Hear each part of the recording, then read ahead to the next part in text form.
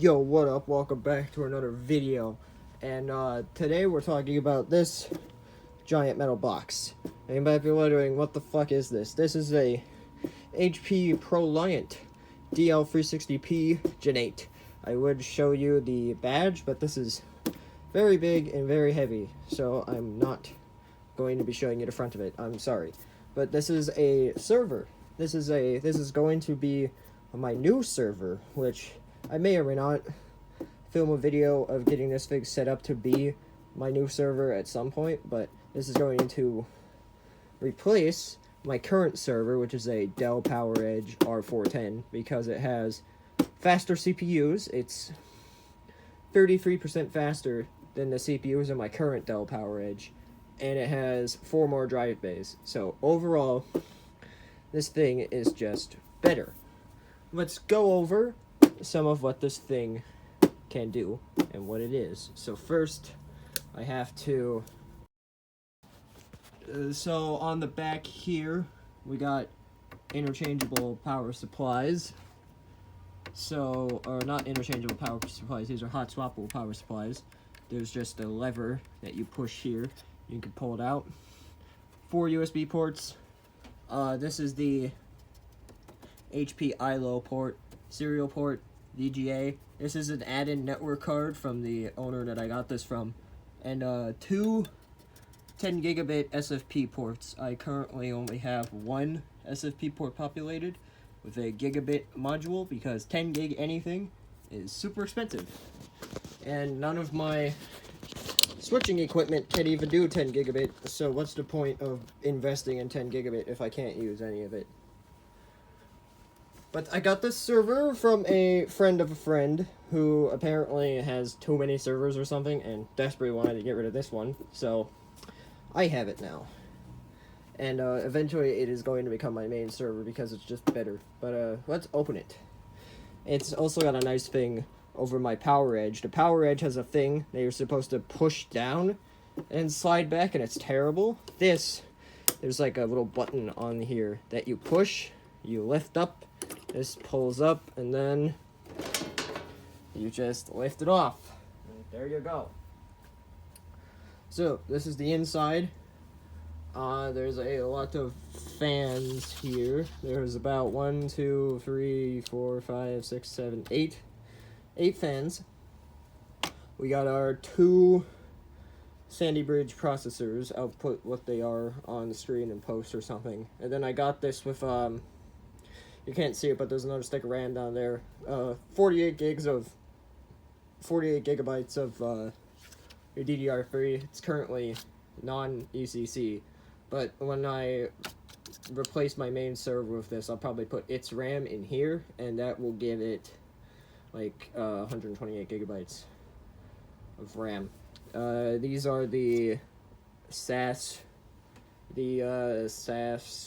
backplanes for the hot swap drive bay, because I could just take one of the drives out. I think, nope, that one doesn't have a drive in it. I think it's this one that has a drive in it. Yeah, this one has a drive in it.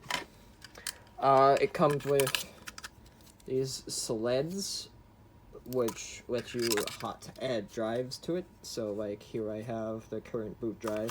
I did not receive this drive with the server. This is just the drive that I put in it, because the drive I got with it has some data on it that I want to copy off at some point, but this is the original drive that I got with it. It says bad on it, but I don't actually know if it's bad or not. I mean, it doesn't have any relocated sectors and it's smart data, so I legitimately don't know why they would label this drive as bad. The problem with showing off servers is that there's not a whole lot you can really do with them that would make for good video content. But there is one thing though, so hold on a second. We're gonna play some video games on this thing as just a demonstration of what it can do. Unfortunately, this is a 1U server, so I can't put dual slot GPUs in here. So instead I have this, which is not a good card, but it's a decent card. It's better than the onboard graphics on this. It's $15, so let me open the box. Is it in here? I think it's in here. Oh, that's the alternate bracket. It's probably in this anti-static bag. Indeed it is. Wow, that's one chunk-ass heatsink. This might not actually work. Oh no. Hold on. It's, this thing. But, that heatsink, yeah, that's a little chunk. I don't think that's actually going to fit. Yeah, that's not gonna fit. Okay. Well, this rapidly changes all of the plans I had for the video. I guess I could just show off the different parts of the server, because there's a whole lot of, like, server-specific stuff that I'm sure a lot of people have never seen before. So, I'll get this button back up, and we'll set it up and turn it on, show it off, and yeah, we'll be right back.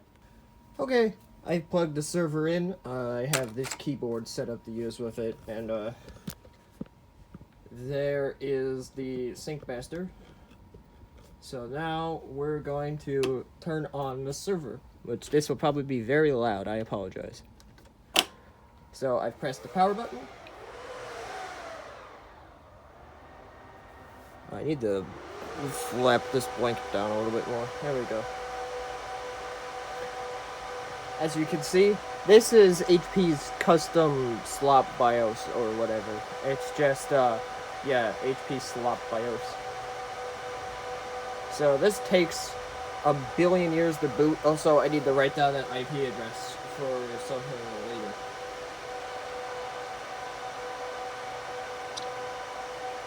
Okay. This IP address will be important for part of the video that I'm going to show off later, because I'm going to show, to make up for not being able to play games on here, I will instead show HP iLore on something.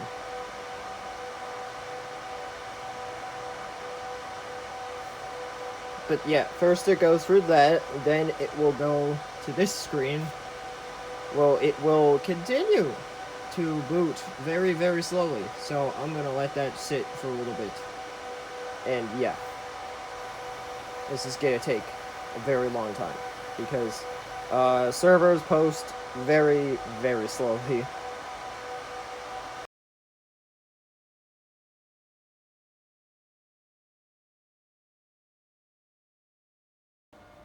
Alright, we're back. I thought my Windows 10 install bricked, but it did not. Anyway, we can show what this server runs on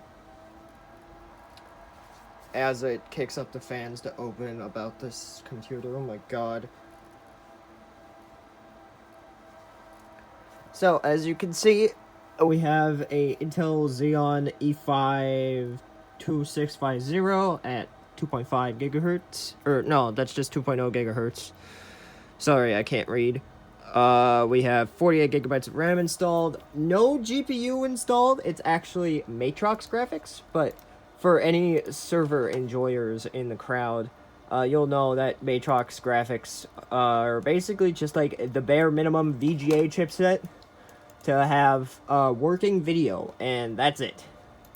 I can switch this graph to logical processors, and as you can see, we have a grand total of 16 threads with 8. It's 8 cores. And wait, hang on, is this actually gonna show me more if I... No, it's not. But we have no, wait, we have 16 cores, and each core has 2 threads. So that means we have a total of, like, 32 threads.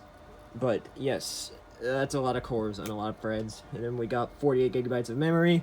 We have our Ethernet chipset plugged in. IPv6, garbage, QLogic, BMC. This is 10 gigabit, but we're not running at 10 gigabit, because 10 gigabit anything costs a fortune. So this is just 1 gigabit. But that's pretty much all I could show. I wanted to play video games on here, but I was not expecting that 710 to not fit. So instead, we'll show off HP ILO a little bit and call it a day, I suppose. So, 1 second. Alright, so for the last part of today's video, we're going to show HP ILO. And as you can see here, here is a Dell Latitude XT3, which I do actually have. I do have the pen for it now, but this will be the subject of a future video, which will be at some point. But anyway, now if we simply navigate to the IP address it showed earlier, yes, it's fine. Please hack my computer.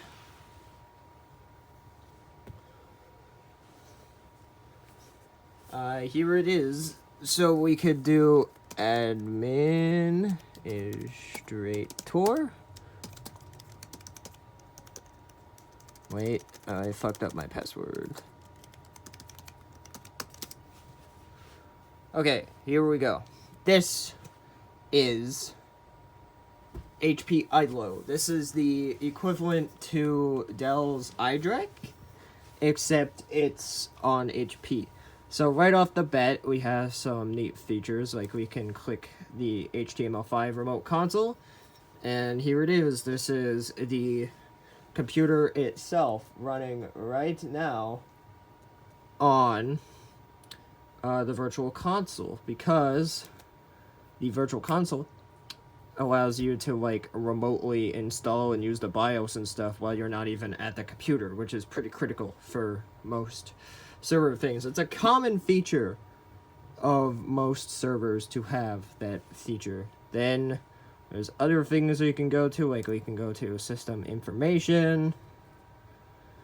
We can see the status of everything. I don't have redundant power supplies installed, but that's not important. We don't have to worry about that. We can see how fast the fans are running in percentages for some reason. Temperatures.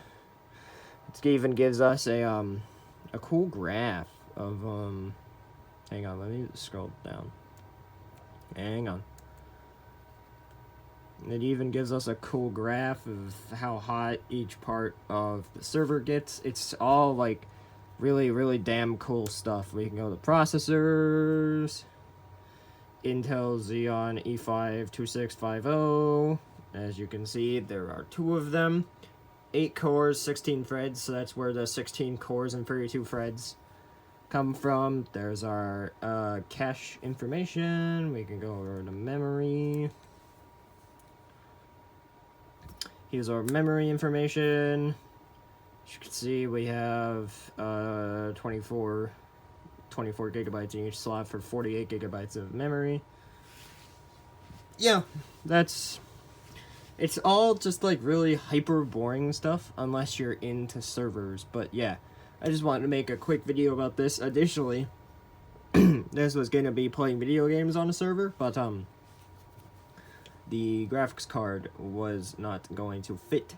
So this was a pivot to salvage this video. I'm sorry if this video sucked. I want to talk about this server because, oh my god, it's so much better than my current server. My current server needs Windows XP to manage it because its KVM is either ActiveX or like Java 6 web applet, neither of which are very good.